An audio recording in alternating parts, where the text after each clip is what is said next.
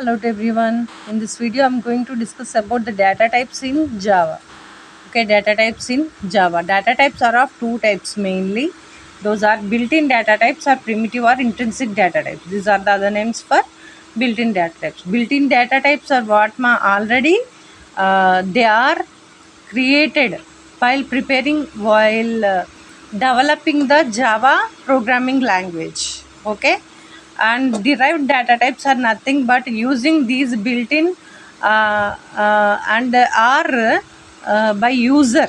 These data types can be defined. For that purpose also some functionality is prepared while developing the Java programming language. Okay, so next coming to built-in data types, there are again two types, that is numeric and non-numeric. Again numeric means what number type. Non-numeric means letters, alphabets type. Okay, so here if you take the numeric data type, you are having again two types, that is integer type, floating point.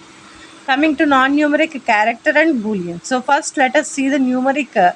In numeric data type, let us see integer and floating type first. So coming to numeric data types, we are having again two types, that is integer and floating point. Again in integer type we are having four types, that is byte, short, int and long. So here if you observe, these are the basic.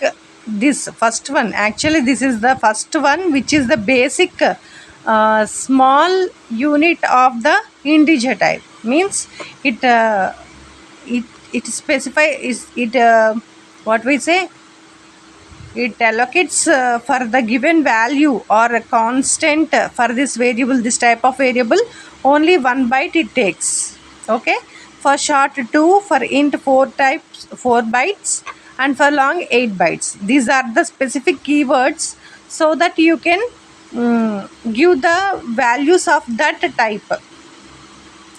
Okay, according to the range we can, based on this number of bytes we can access. Means if we want a long number, if we have to specify a long number, initialize a long number to the any variable, that must be specified as a long data type. Understood?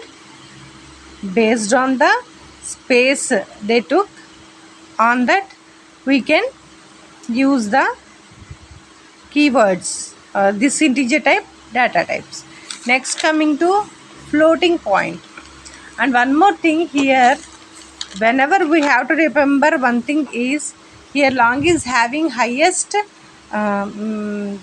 memory space for that particular value specified for that data type, right? Whenever if you observe, see, if we are having any big question and answer, 8 marks question and answer, so if you have, it will take some time when compared to 1 mark question, right?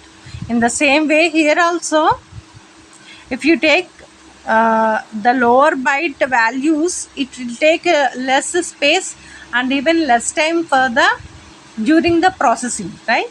So it is the advised to take the values of values of small size. Okay, so next numerical type is floating point. Integer type can accept only whole numbers, integers, etc. That means negative values and from zeros.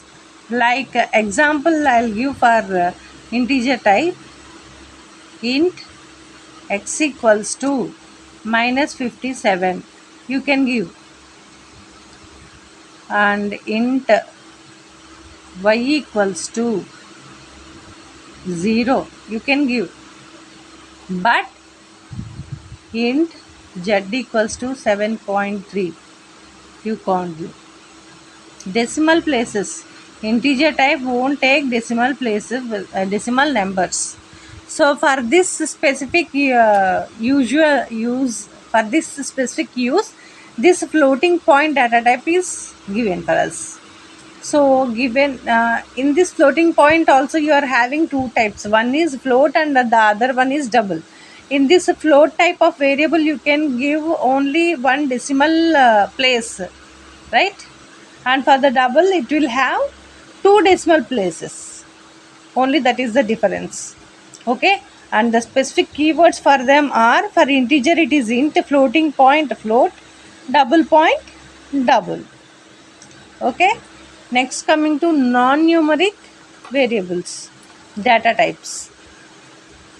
Non-numeric data types, what we are having, one is character and boolean. Character, the keyword for used for this is char, and it accepts only a single character, and it is specified in the single quotes. Whatever the character we are assigning to the variable, character variable, that must be specified in between single quotes. Next coming to boolean, this boolean the keyword for it is boolean, and it accepts true or false.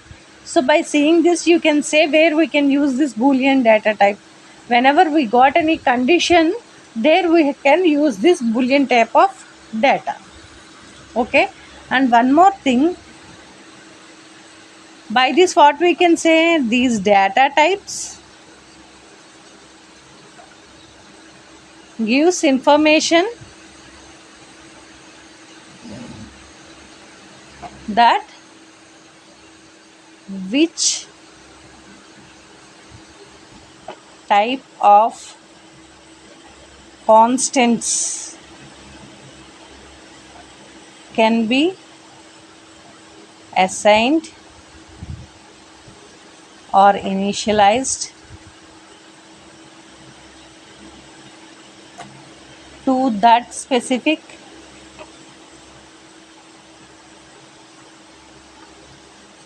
variables. These data types gives information that which type of constants can be assigned or initialized to that specific variables. How much space it will take in memory,